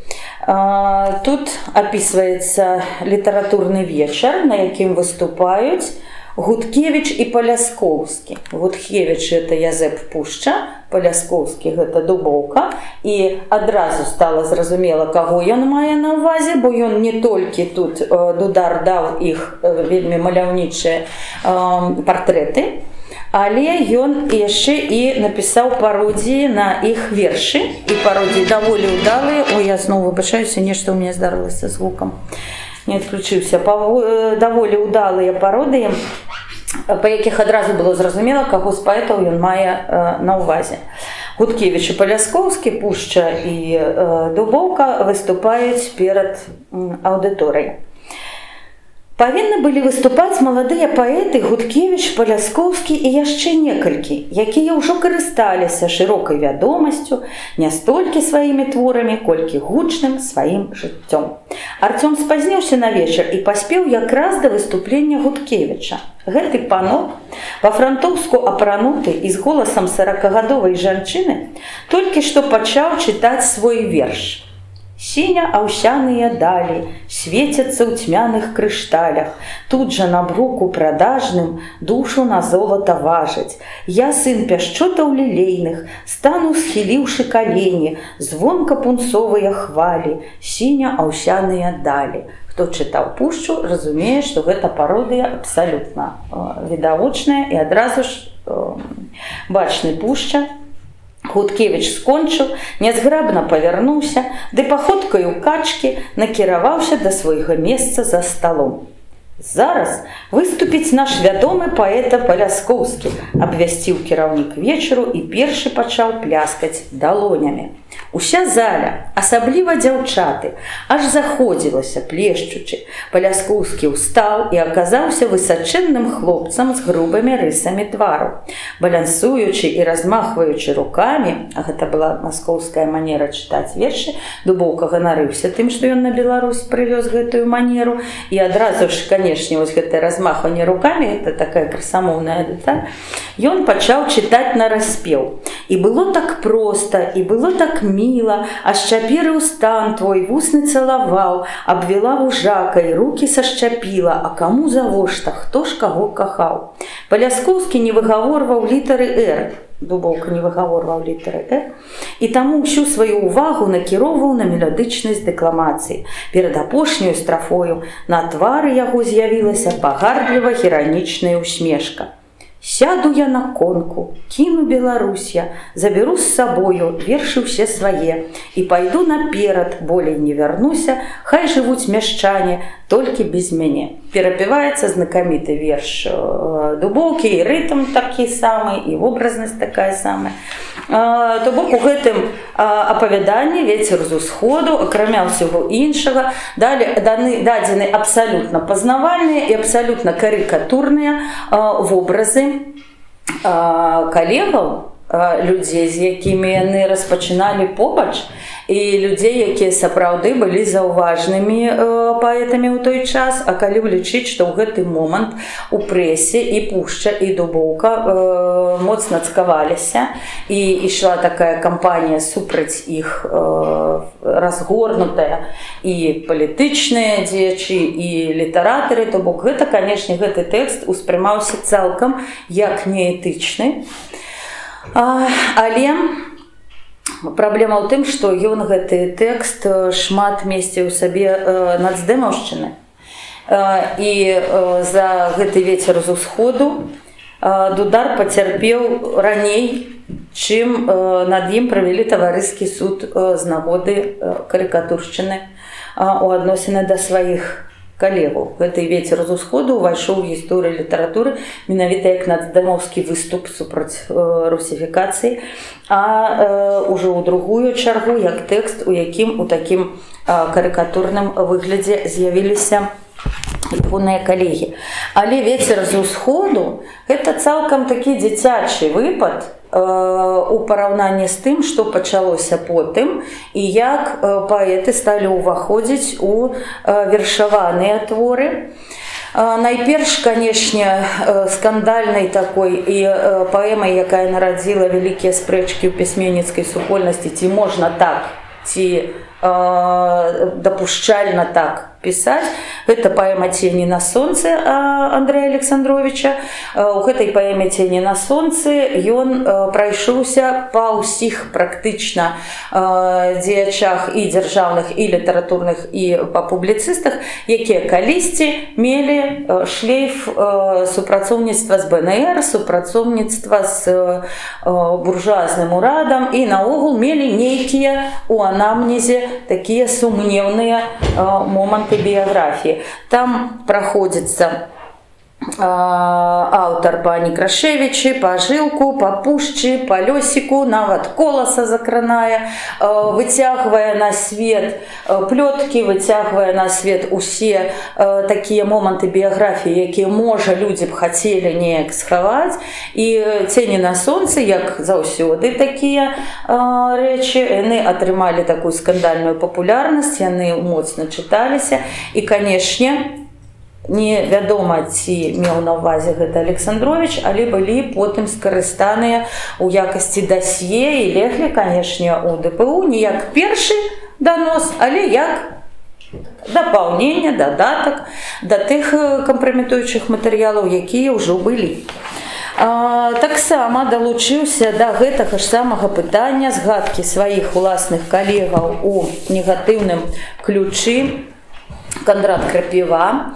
Ягоная паэма «Хвядос чырвоны нос» – гэта такое было этычнае выпрабаванне, канешне, для Крапівы. І тое, што ён разважаў над этычнасцю гэта тэкста, а пра гэта сведчыць такі факт, што потым, па вайне, пасля вайны, Крапіва адрэдагаваў «Хвядос чырвоны нос» і прыбраў адтуль радкі, прысвечаныя прыкладам Дубоўку ці Бабарэку. Хаця мог і не прыбіраць. Але вырашыў сам для сабе, што пра гэтых людзей згадкі ён з новай рэдакцыі прыбярэ, але не пра ўсіх, шмат пра каго ён пакінуў.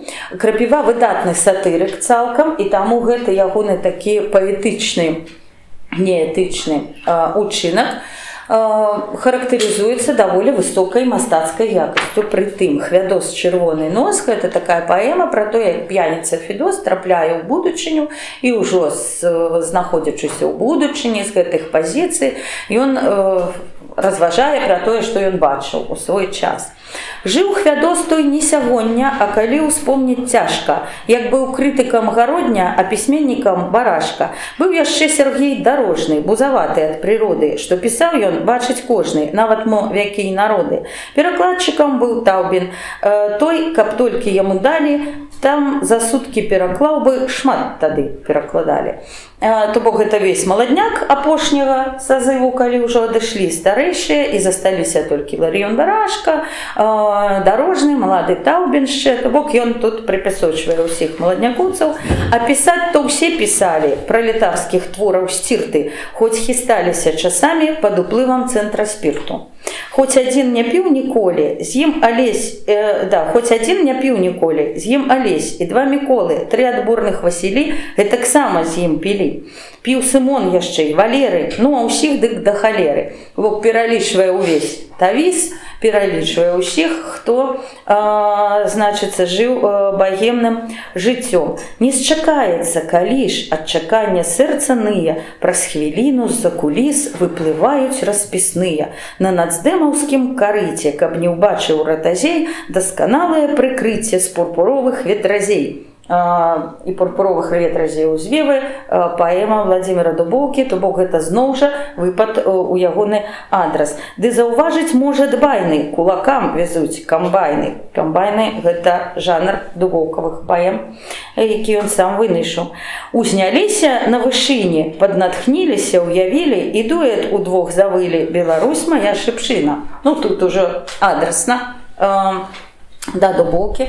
Гэты тэкст пісаўся пэўны час, але выйшаў у 30-м годзе, якраз тады, калі і Дубоўка, згаданы тут, і Бабарэка, згаданы тут, былі адпраўлены ўжо ў высылку. То бок з этычнага пункту гледжання гэта цалкам жудасны выступ былога паплечніка, бо Кандрат Крапіва разам з імі уваходзіў ва ўзвышша. Такіх тэкстаў тады з'яўлялася вялікая колькасць. І трэба сказаць, што нават самі пісьменнікі, удзельнікі гэтых скандалаў, сведкі гэтых скандалаў, яны разумелі, што гэта следства марксісцкай этыкі. Ёсць ва ўспамінах Кіпеля такі цікавы з гэтага пункту гледжання эпізод. Дубоўка, ён таксама адзначыўся у такіх скандальных выступах, і на яго пісалі, і ён пісаў. У чарнавіку паэмы «Штурмуйце будучыні аванпосты», «Штурмуйце будучыні аванпосты» так і не выйшла, бо яе забараніла цэнзура, але у рукапісы, у машынапісах яна вельмі шырока чыталася і абмяркоўвалася. І сярод іншых выпадаў там утрымліваўся выпад супраць Міколы Байкова. Мікола Байкоў, мовазнаўца, супрацоўнік адбілкульту, вельмі такі важны чалавек у дыскурсе беларушчыны. І калі Янка Купала, ось Кіпель успамінае, калі Янка Купала прачытаў, што і Дубоўка, які быў заўсёды карэктны, нападае на Байкова, дык увесь дзень бегаў па будынку акадэміі і гаварыў у адрас Дубоўкі, да чаго дайшло. І гэты малакасос супраць Міколы. Ё за што? За гэтую кудлатую бараду? Кудлатая барада — гэта Маркс. Так называе Янка Купала Маркса, маючы на ўвазе, што ўсе гэтыя скандалы справакаваныя менавіта тым разуменнем этыкі чалавечых адносінаў, якія распрацаваныя былі і якія пайшлі ў свет з лёгкай рукі менавіта Карла Маркса. І наогул ішла вялікая дыскусія, не публічная, а паміж імі самімі, калі марксісцкая этыка пачала ўжо дзейнічаць, калі гэта стала такой агульнай практыкай, вось гэтая крытыка, самакрытыка, публічнае абмеркаванне, перавыхаванне, імкненне не дапусціць ухілаў, калі гэта стала агульнай практыкай і стала ўжо зразумела людзям, асабліва людзям старых маральных каштоўнасцяў, што гэта вядзе да разбурэння чалавечых стасункаў, замест таго, каб весці да рэгуляцыі маральнай і замест таго, каб неяк рэгуляваць чалавечую супольнасць. І, канешне, самым такім яскравым увасабленнем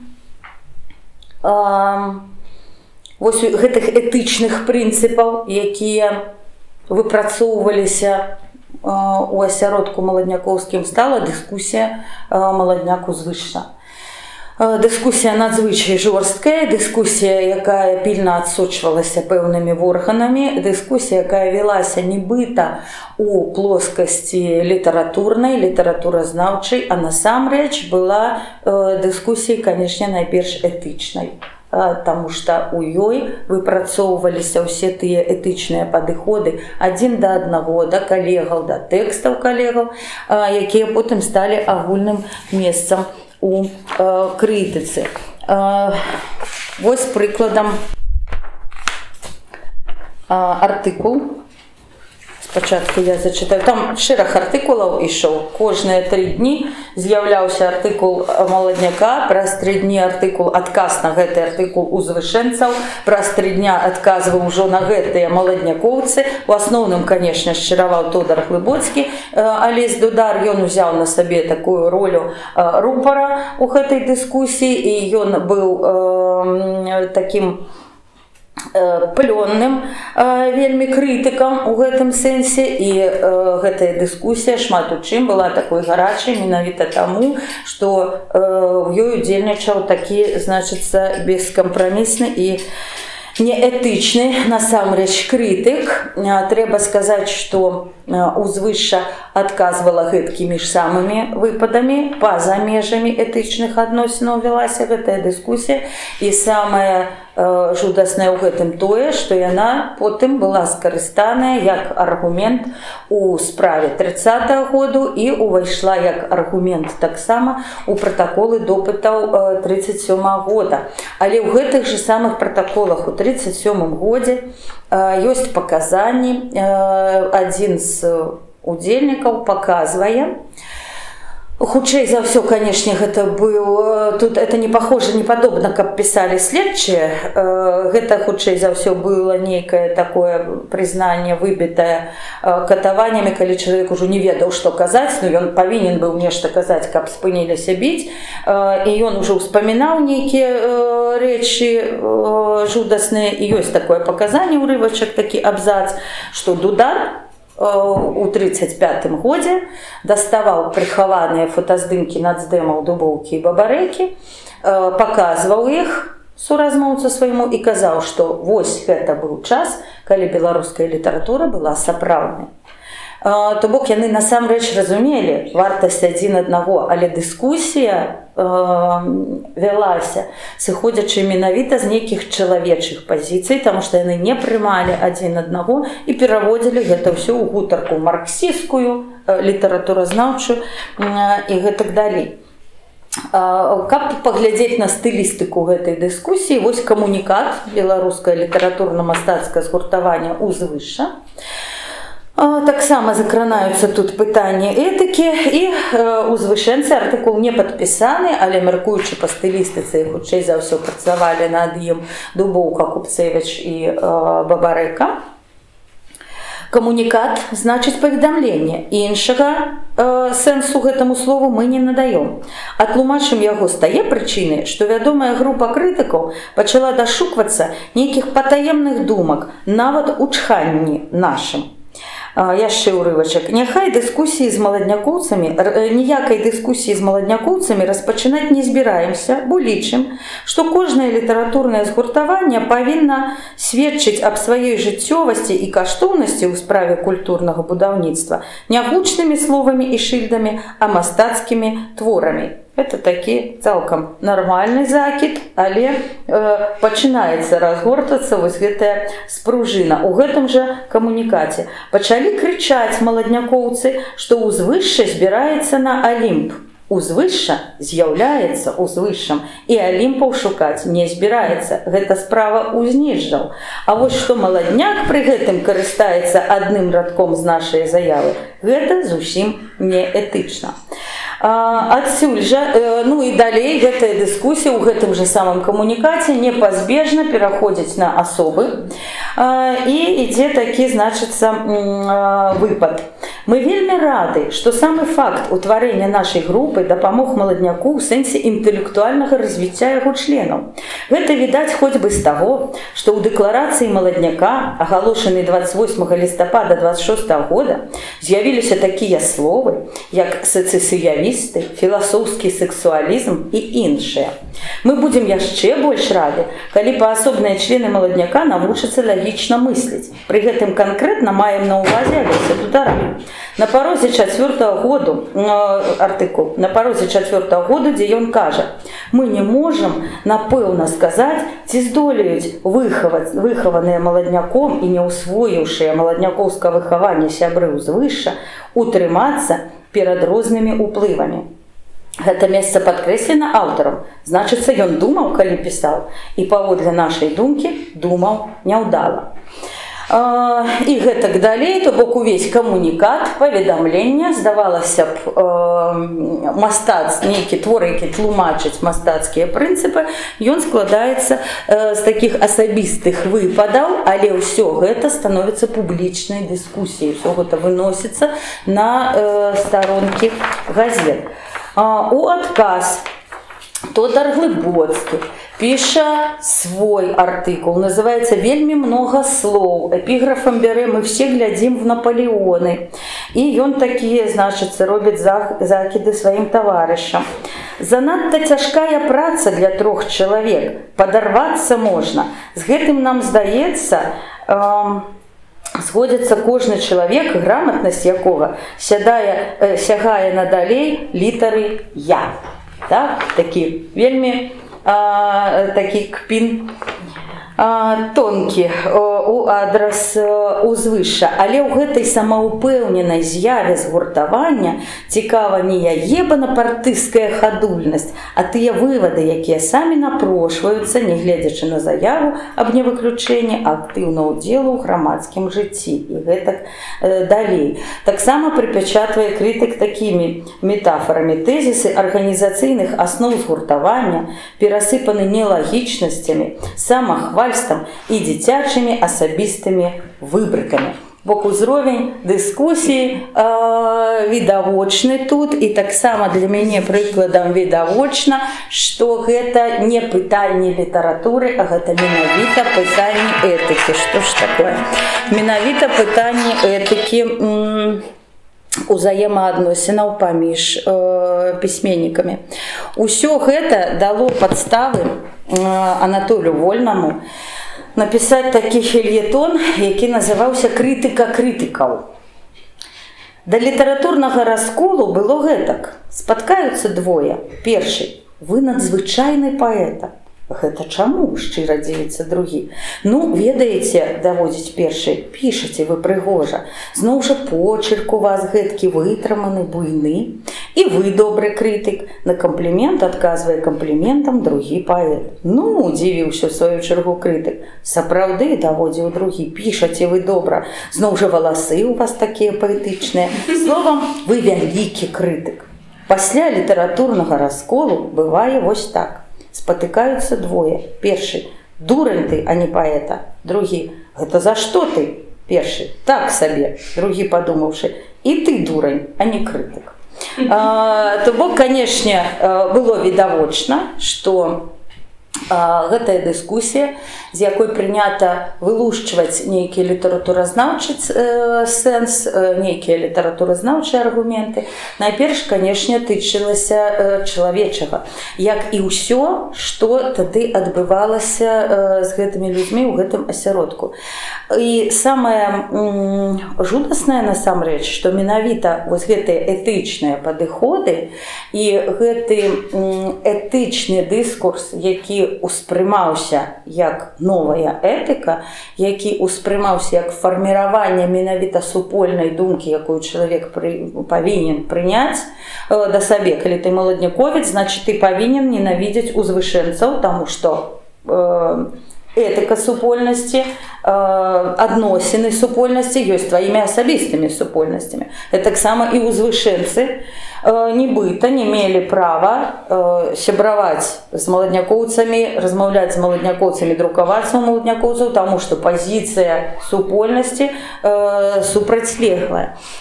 І нават Владзімір Дубоўка, чалавек выхаваны і чалавек сапраўды старой этыкі, што называецца, нават ён у гэтай барацьбе, у гэтых такіх складаных варунках дазваляў сабе неэтычнае выказванне. Прыкладам, калі Дудар у 29-м годзе быў высланы, Владзімір Дубоўка адрэагаваў на гэта ў сваім лісце да Бабарыкі такім чынам: можа, яно і добра, што пачысцілі нашыя рады, але каб толькі не пачалі лупіць беларусаў наогул. То бок, сапраўды, яно змяняла і людзей, змяняла і іх адносіны да нейкіх цалкам чалавечых рэчаў. Гэтая этыка, якая выпрацоўвалася ва ўсіх гэтых скандалах, ва ўсіх гэтых такіх дыскусіях, яна дазваляла ўжо неэтычнае выказванне нават самым такім моцным з іх. З часоў узвышэнскіх вельмі цікавы таксама тэкст. Гэта рэкламны праспект Узвышша. Ён выдаўся як такая брашурка 4-старонкавая, раздаваўся чытачам, укладваўся таксама ў часопіс. Рэкламны праспект, але на чым пабудаваная рэклама? Пабудаваная рэклама гэтага часопіса выключна на кпінах з маладнякоўцаў. То бок, адбудова ад маладняка становіцца маркетынгавым ходам, і неэтычныя выпады ў адрас калегаў становяцца менавіта тым, на што цягнуць чытача. Прыкладам, ёсць такая рубрика ў гэтым праспекце рэкламным: «Апошнія смешныя навіны» называецца. «Трыкліні трэ дайлідзіць духу, а гэта нам не навіна. Слана гатоў зрабіць я муху, а з мухі я зраблю слана». Дайлідзіць — гэта Дайлідовіч, сапраўднае імя Алеся Дудара. І, канешне, гэта кпіна, яна называецца, гэты вершык, «Зоотэхніка». Гэта, канешне, выпад у ягоны адрас. Яшчэ адзін вершык яму ж прысвечаны, бо Дудар якраз такі ўвесь час у сваёй дыскусіі спасылаўся на марксістскую этыку, чаму Лужанін яго і называе артадоксальны марксіст. «Экспанат для зоапарку» называецца вершык. «Марксам ён харчуецца, толькі не разжоўвае, і адразу чуецца нешта ў ім маржовае». Такі прыкладам верш, і зноў жа Маркс тут выглядае як кудлатая барада ва ўспаміне Кіпеля пра Купалу. На антыалкагольным фронте. «Ночка, ночка, цёмна не весела, вые на выгане воўк. Эх, каб яму паўлітроўкі прынеслі бы, ён бы, напэўна, змоўк». Гэта выпад у адрас аднаго з тых, тут цяжка сказаць, ці гэта ў бок Каваля, ці гэта ў бок Нікановіча, але некага з кампаніі маладнякоўскай, будучай тавізаўскай. Ну і парада гаспадыням, тут непасрэдна на цішку Гартнага ўжо замахваецца узвышэнцы, называецца «Парада гаспадыням». «Якой ты даў атруты мухам? Я чуў нядаўна адным вухам, што ўсе ў цябе павыдахлі яны. Я прачытаў ім сокі цаліны». Вось такім чынам рэагавалі адзін на аднаго ў гэтых літаратурных дыскусіях маладнякоўцы і узвышэнцы. І, канешне, ўсё гэта як спружына, як такі снежны ком, як лавіна накручвалася і электрызавала агульную атмасферу, у якой кпіны ў адрас адзін аднаго, незважанне на чалавека, на тое, што яму можа быць крыўдна, балюча ці яшчэ неяк. Усё гэта проста не прымалася ў разлік. Барацьба, у тым ліку і літаратурная, яна станавілася галоўнай мэтай, і лічылася, што гэтак расце асоба. Сказаць па праўдзе, што ў гэтым рэчышчы адбываліся і сапраўдныя крытычныя насамрэч удачы. Прыкладам, ёсць два выдатных крытычных артыкула, нягледзячы нягледзячы на тое, што з пункту гледжання этыкі яны сумнеўныя, але тут насамрэч это канструктыўна было. Гэта артыкул 1 Дубоўкі датычна вершаў Анатоля Вольнага, дзе Дубоўка прайшоўся па русізмах у вершах Вольнага і прыпечатаў яго за выраз «лунныя лапы».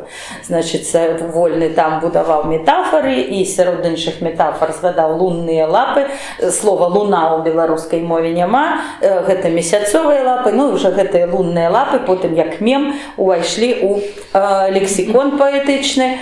Калі хто заўважаў у свайго сябра русізм такі, ну, махровы, то, канешне, ну гэта лунныя лапы. А другі крытычны артыкул у межах гэтай дыскусіі таксама ён быў напісаны яшчэ у маладняку Дударом. Гэты артыкул тычыцца зборніка Паўлюка «Трусаветры буйныя». І Дудар сеў і падлічыў колькасць словаў у гэтым зборніку. Зборнік дастаткова вялікі, больш за 100 старонак, і ў гэтых на 100 старонках зборніку ён налічыў 600 словаў. А ўсе астатнія гэта толькі формы гэтых 600, то бок піша Дудар, якая лексічная беднасць, якая фармальная беднасць, якой абмежаваны пошук, калі на адной старонцы толькі 6 словаў будуць тыя, якія не згадваюцца у іншых вершах. Вельмі абурыўся, канешне, Трус гэтым артыкулам, але праз некаторы час пасля гэтага артыкулу ён аднавіў і ліставанне з Дударом, і аднавіў свае выступы паэтычныя, ну то бок згодна з патрабаваннямі гэтай новай этыкі прыняў да ўвагі і пачаў перавыхоўвацца. І гэтае іх імкненне прыняць да ўвагі і пачаць перавыхоўвацца, яно ў іх таксама было тады і было насамрэч шчырым і тычылася не толькі літаратурных з'яваў, але і з'яваў палітычных. І так адбылося, што ў сярэдзіне 20-х, асабліва пасля 27-го году, калі ўжо разгортвала сваю дзейнасць ГПУ і калі пісьменніцкае асяроддзе стала прачэсвацца асабліва пільна, калі ўжо былі туды інтэграваныя правакатары, калі былі інтэграваныя туды супрацоўнікі, калі шмат хто з пісьменнікаў сапраўды супрацоўнічаў з гэтымі органамі, паўстала галоўнае этычнае пытанне гэтага часу, гэта пытанне даносаў і пытанне сачкамаў. Гэта таксама было для іх пытанне этычнае, пытанне этыкі, таму што час, рэвалюцыйная мэтазгоднасць і этыка класавая патрабавалі пільнасці да ворагаў, патрабавалі супрацы з органамі, таму што яны былі усе скіраваны на тое, каб перамог пралетарыят.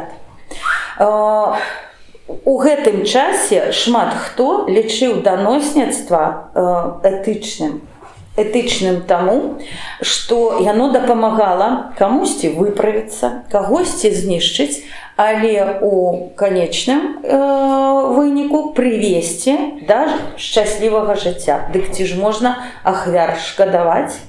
Так? І з таго ж верша Хрушчы мы памятаем, што кожны з нас быў гатоў для шчасця сэрца ўласнае ахвяраваць, то бок ахвяра на ахвяру. Мы кожны гатовы да ахвяру, значыцца і вораг наш таксама для іх гатовы. І паўставала этычнае пытанне, ці нармальна здаваць сваіх. І калі у сваіх паказаннях 29-го года Алесь Дудар піша пра гэтую сітуацыю, калі яму прапанавалі супрацу з ГПУ, ён апісвае гэта так у сваіх паказаннях. Гэта паказанні яшчэ 30-х гадоў, то бок калі не білі, а максімум ставілі на канвеях.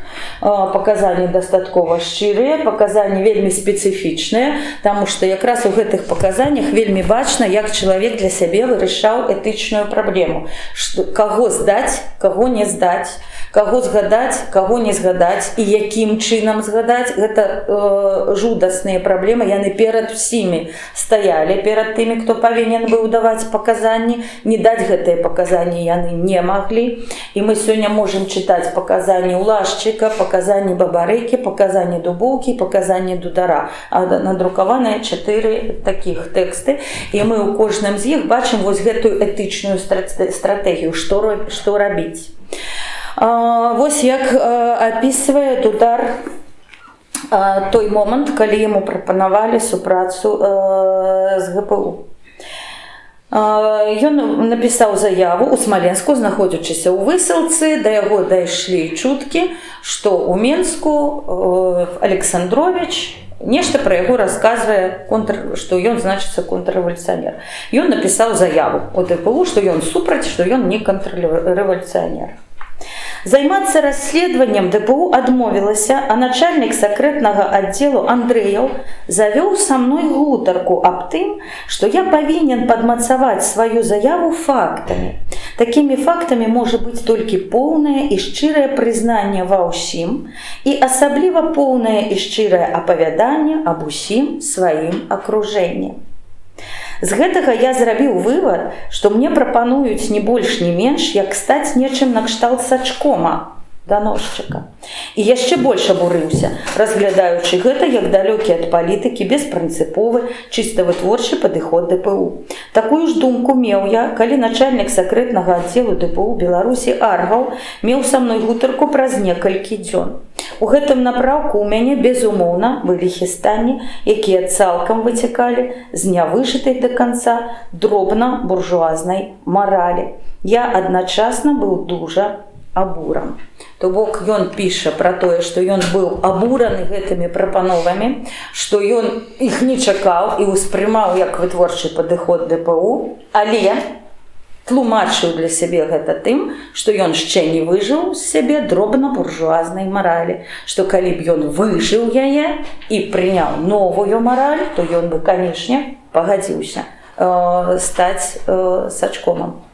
Вядома, што публічна сваім сябрам выказваў Міхась Чарот. Ён казаў, што кожны камуніст ён павінен даносіць, таму што ён камуніст, таму што ён носьбіт новай маралі, новай этыкі, таму што ён разумее мэтазгоднасць, таму што ён разумее, што ворагі навокал, і абавязак кожнага камуніста, цяжкі абавязак, які вельмі цяжка выконваць, але ён павінен ісці і заяўляць у органы, калі раптам ён чуе што-небудзь варожае. Гэта вялікая трагедыя насамрэч, але мы разумеем, што гэта цалкам урэчышчы этыкі той, якая лічылася мэтазгоднай і якая прыходзіла у гэтую супольнасць. І з паказанняў Дудара паказанні вельмі шчырыя, і ён быў найменшым таким, найменш хітраваў. У Дубоўкі паказанні напісаныя вельмі асцярожна, і бачна, як он узважвае кожнае слова, а ў Дудара наогул сам стыль уласны быў вельмі шчыры, і тут вельмі бачна, дзе ён спрабуе хітраваць, а дзе ён здае, так, сваіх сяброў. І прычым ён таксама даволі шчыра тут піша, што яны з Зарэцкім дамовіліся, калі Дудар, тут у паказаннях усё гэта згаданае, што калі ён прыехаў у Менск на 3 дні, яго пусцілі вырашыць сямейныя праблемы, бо Вішнеўская падала на развод. І ён за гэтыя 3 дні прыйшоў да Зарэцкага, яны з Зарэцкім сталі абмяркоўваць, што ім рабіць. Яны разумелі, што іх зараз пачнуць цягаць па справе Саюза вызвалення Беларусі, і яны паміж сабой заключылі дамову, што Дудар цалкам здае Зарэцкага, а Зарэцкі цалкам здае Дудара, каб гэта было ўспрынята як вось перавыхаванне, што яны прызнаюць свае памылкі, што яны ведаюць, што памыляліся, ведаюць, што яны сашлі з партыйнай дарогі і зараз, канешне, будуць працаваць над сабой, каб зноў на яе стаць. Вось такі выхад з гэтай этычнай праблемы яны знайшлі для сябе. У гэтых жа паказаннях мы бачым, якія ён шукаў выхады для іншых сітуацый. Прыкладам, расказваючы пра Вішнеўскую, згадваючы яе тут, ён увесь час піша, што яна мне казала, што я далёка зайшоў у сваіх разважаннях. Яна ўвесь час спрачалася са мной, калі я ёй казаў там пра тое і пра тое. Яна ўвесь час спыняла мяне, калі я спрабаваў ей чытаць гэтыя контррэвалюцыйныя вершы. То бок бачна, як ён імкнецца яе выгарадзіць. У гэтых паказаннях ні слова не сказана пра Галубка, хаця менавіта ад Галубка Дудар набіраецца нацдэмаўшчыны так званай. Затое вельмі падрабязна ён здае ўсіх, хто працаваў у беларускай хатцы, а іх усіх няма у краіне, яны усе за мяжой. То бок ён здае тых, каго немагчыма дастаць, а бароніць таго, хто знаходзіцца побач. І гэта ўсё, канешне, этычныя пытанні, якія даводзіцца вырашаць яму вось у такіх немагчымых зусім варунках. Між тым, не кожны з іх вырашаў гэтае пытанне такім чынам, і былі людзі, якія сапраўды лічылі сваім абавязкам даносніцтва, абавязкам публічнае выкрывання ворагаў, абавязкам аглабельную, што называецца, крытыку, якая нібыта павінна пайсці на карысць. І тое цкаванне, якое разгортвалася вакол Ямкі Купалы, і тое, што разгортвалася вакол Якуба Коласа, і наогул вакол усіх любы мог патрапіць пад гэтую кампанію, гэта было якраз такі ўжо свядомае прымяненне прынцыпаў марксісцкай этыкі да звычайнага чалавечага жыцця, таму што асабовае не мае ніякага значэння, толькі агульнае, а калі мы кажам пра агульную мараль, значыцца нехта яе павінен выпрацаваць, нехта звыш, і гэтым некім звыш была партыя, і адпаведна ты павінен быў унутры сабе прыняць гэта ўсё як і тваю пазіцыю. Таму, калі мы кажам сёння пра даносчыкаў, пра сачкамаў, пра тое, як гэта адбывалася, мы павінны вось зразумець гэтую цалкам немагчымую рэч, што прыстойныя людзі, людзі выхаваныя, людзі карэктныя, яны маглі на это ісці і не ўсведамляць, што пры гэтым яны паступаюць неэтычна. Таму што ўсе 20-е гады ішоў працэс выкаранення старой этыкі і усведамлення правільнасці этыкі новай. І гэта адбывалася па ўсіх накірунках. Гэта адбывалася ў прыватным жыцці. Гэта адбывалася ў інтымных стасунках. Гэта адбывалася ў сяброўскіх стасунках, пры абмеркаванні зборнікаў, пры абмеркаванні нейкіх прыватных рэчаў. І самае страшнае, што нават следчыя НКВД, якія ўнутры сабе дазвалялі, урэшце рэшт давалі сабе згоду на катаванні і давалі сабе згоду на фізічнае ўздзеянне на допытах, яны таксама ў гэты час былі людзьмі этычнымі. Яны выконвалі патрабаванне рэвалюцыйнай этыкі, яны выконвалі патрабаванне мэтазгоднасці этычнай і маральнай.